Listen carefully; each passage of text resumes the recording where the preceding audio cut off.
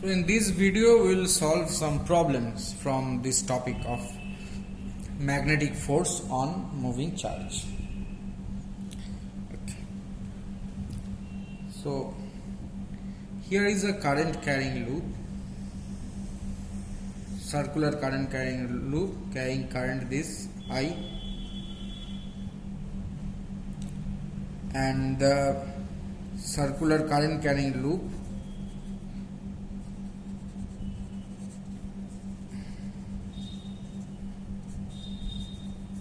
has a radius r, and there exists a magnetic field radially outwards. Now the field lines are shown near circumference of the wire. So it's like this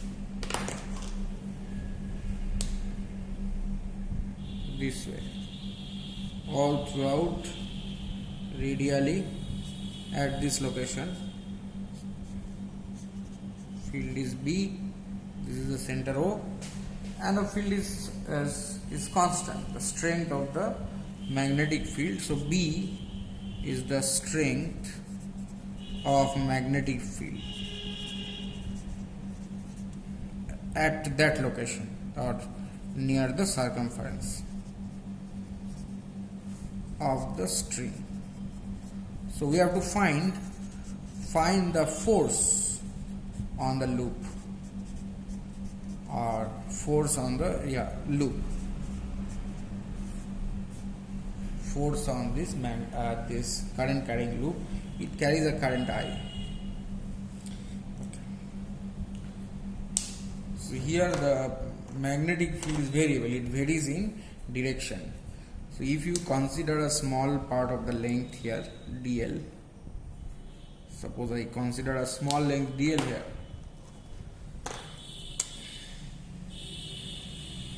tangent to this. Okay. So dl vector I have considered is a vector. So what is the force? The force is I dl cross B, right? Magnetic force on this part is this length dl is I dl cross B. So dl here and cross here. So the force is downwards. So same way, if you take a small length here, then also force is downward. So the total force if you take length here also, then also downward. So the net force acting downwards. So force acting downwards is, see, dl cross B, obviously the magnitude is I dl multiplied by B. So that is df, small force. So df magnitude is this I dl B, because it's 90 degree. So the net force is equal to IB multiplied by 2 pi r downwards. Downwards means it is into the plane of the paper.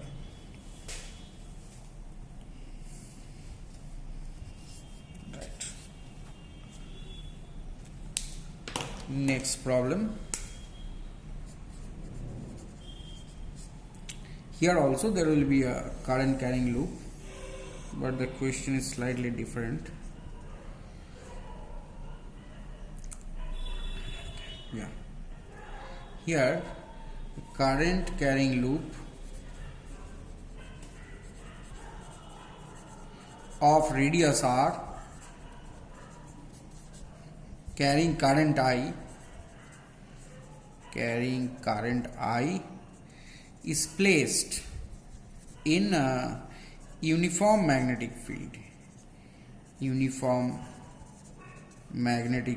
B. So that is upward B. I can write here as in figure.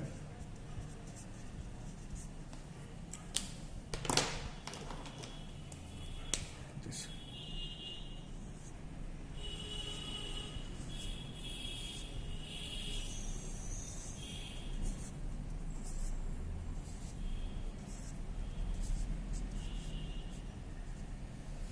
Okay. Now what we have to find is that to find the tension induced in the wire. Find tension induced in the wire. So I'll tell you why tension will be induced in the wire. Because if you consider a small length dl, so dl is there and b is upward, so dl cross b is outward. So throughout the string there will be an outward force which will try to stretch the string. So if the string is being stretched, it will try to increase its length. So therefore there is a tensile force in the cross section of the string. Tensile force in the cross section. That means if you if this is the string, right? If you consider the cross section of the string, there will be a tensile force F, and we have to find out that F. Okay. So for that, this is a circular loop, and consider a very small angle 2d theta. So d theta and d theta h, and this is the current carrying loop and the force. See, it is so small that the force, you can take the direction of the force upward only, because this length is very, very small. So the force is equal to I dl into b, right? B is upward.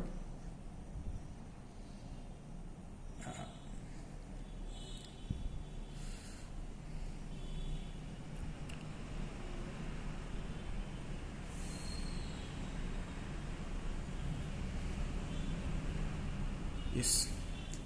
So how much it is? I the radius is given. TL is 2r d theta times p. Okay. And this is the force, tension F here and F here. This.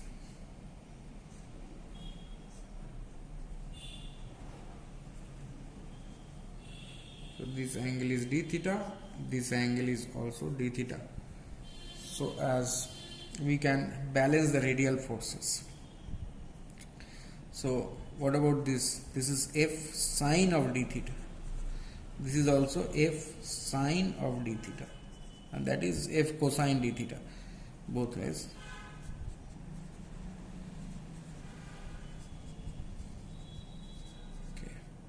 So this 2f sine d theta will be equal to I 2r d theta times b. Now, as it is small angle, sine d theta we can write as d theta. So 2f d theta equal to I 2r d theta times b. So this d theta will cancel. This d theta in both sides will get cancelled.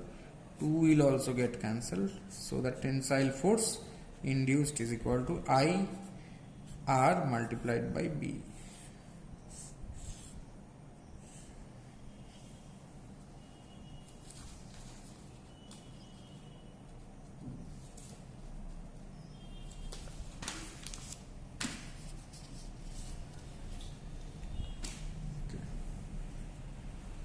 Let us take some more. Problem number 3. Say here is given the magnetic field in a region varies as is given as B equal to B naught 1 plus x by L times k cap. Now, a square loop of edge L carrying current I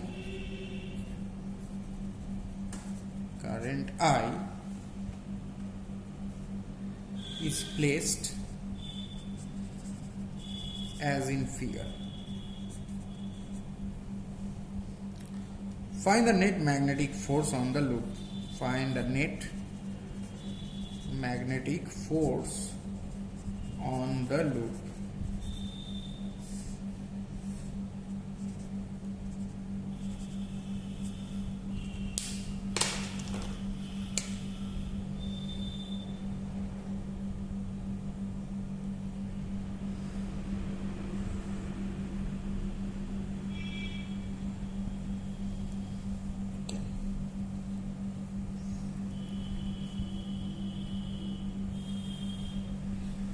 Current flows in this direction, I.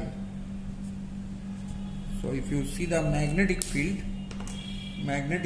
here, so in this region the magnetic field is 0. No, not 0. So here x is equal to 0, so magnetic field is B naught upward, right? In this region magnetic field is B naught. In this region magnetic field is see, if you substitute here, so x equal to L, this h is equal to L, so that's 2B naught. So here you have B naught here and 2B naught here, and here it goes on varying. So it will increase from here to here. Linearly it will increase. Direction is this way. But what happens here, right? We know that force on this wire. See, if the magnetic field is here, so IL cross B. So there is force. Force like this, non-uniform distribution of force. The force keeps on increasing with the field. So it's this way. And the force on this part, upper wire, is in this direction, because see I dl cross B, so B is this way, dl cross B is outwards, this way. So the vector sum of these forces and these forces is equal to 0. So we don't have to worry about force on these two arms. What happens? Force on this arm and this arm are not equal. So that is why there is a net force. Now, what about force on this arm? This is this way. And force on this arm is this way.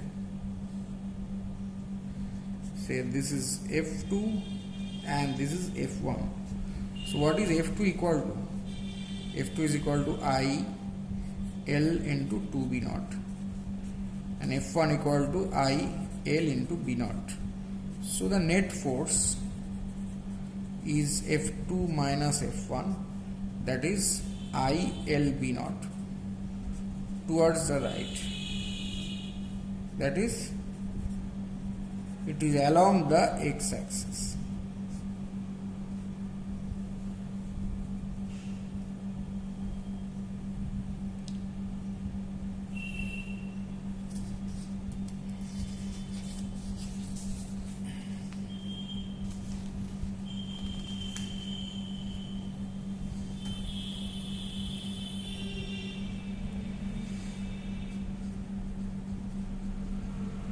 Now take one more problem. Now this will be a problem on variable magnetic field, a charge moving in a variable magnetic field. So a point charge Q of mass m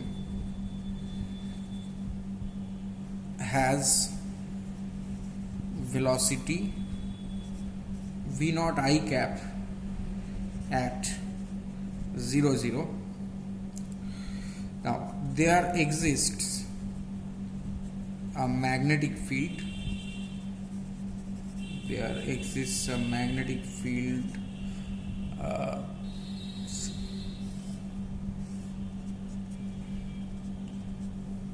so this charge is released from here V naught. I want the charge to go here. So along this path, so the magnetic field I have to plan to be along this z axis, right? Okay. Magnetic field B equal to, suppose kx, no, not kx, say alpha x, because k will be there, right? K cap will be there. So alpha x times k cap. So this is the magnetic field. See, it varies with x. Direction is in the z axis. Direction is parallel to z axis this way. But it varies with x. Here it's weaker here. And see, as you go along far away from y axis, it becomes strong. It gains strength. Now, what we have to find in this problem is that, so find maximum distance of the particle,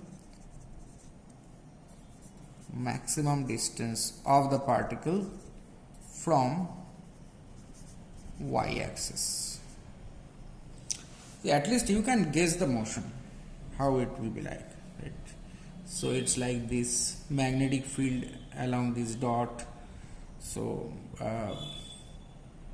V cross B, there is a okay, let's give it, I think it should be this way, minus, yeah. So please change it, right?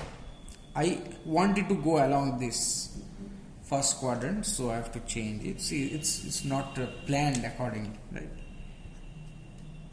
Just randomly. So this is minus, just change this sign, minus alpha x times k cap. So field will like this cross.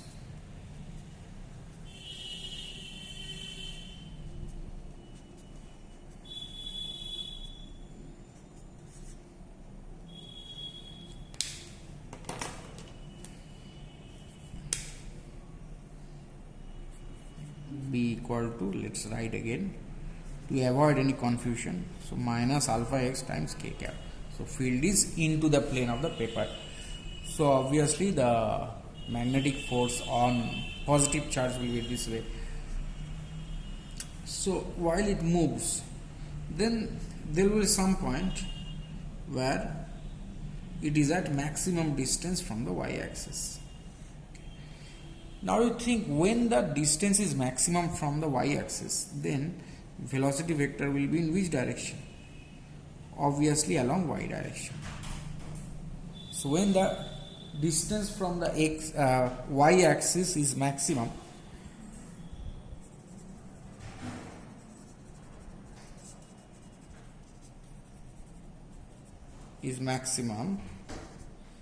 then velocity is along y axis. That means that is Vx is equal to 0. Vx will be equal to 0 then. Okay. So there is not enough space, so I have to make the diagram again.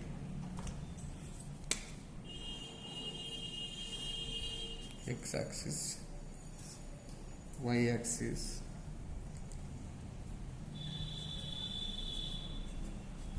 magnetic field like this. Okay, it's released from here. Release means it starts with speed v0 and gradually it will go along like this. Now let's consider the velocity vector. So it's Vx and Vy there. Now you know magnetic force is a no work force. So as magnetic force is no work force, no work force means, see, it's q v cross b, right? So force is perpendicular to velocity vector, so that that has to be a no work force. So the speed is constant. The speed is constant.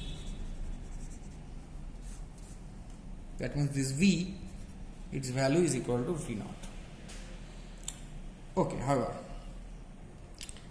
so this m dvx dt times I cap plus m dvy dt times j cap is equal to, here only magnetic force, right? So q vx I cap plus vy j cap cross minus alpha x k cap.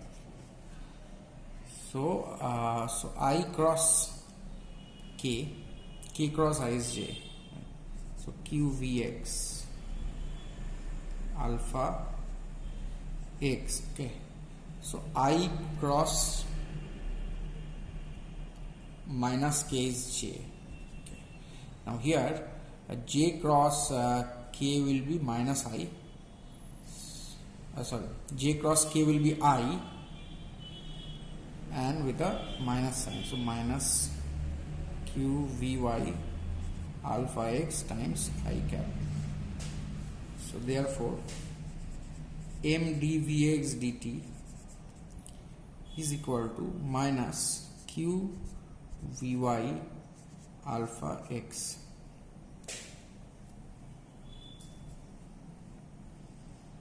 This is one. Another one you get m dvy dt equal to q vx times alpha x. Let's see if we can make out something from these two equations. Vx looks like very complicated, no? So you have x here and vy here. Again here you have x here and vx here, right? Okay. So we have to apply some trick, else it won't be possible to solve this, right? So vx. So let's look at this equation. So m dvy dt equal to q vx alpha x.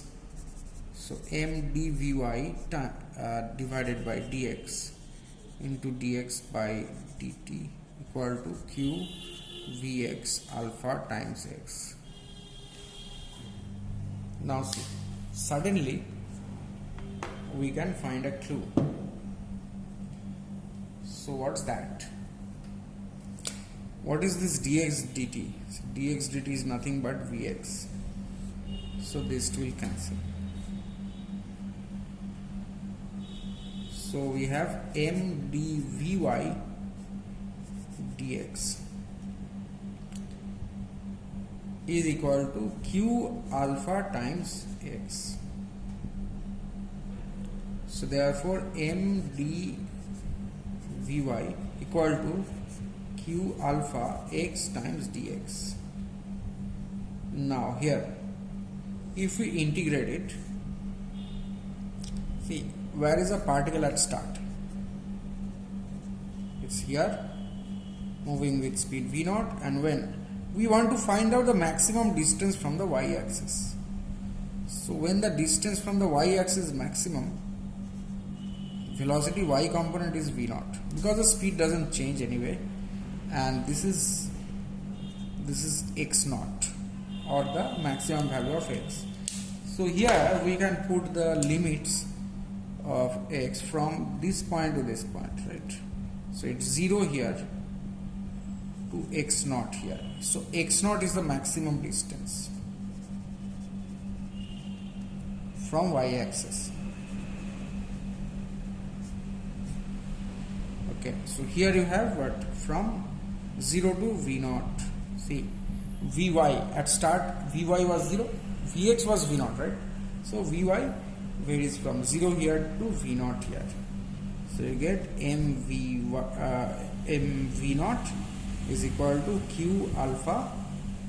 So there you have 2 x0 square. So therefore x0 you can get from here root over of 2mv0 divided by q alpha.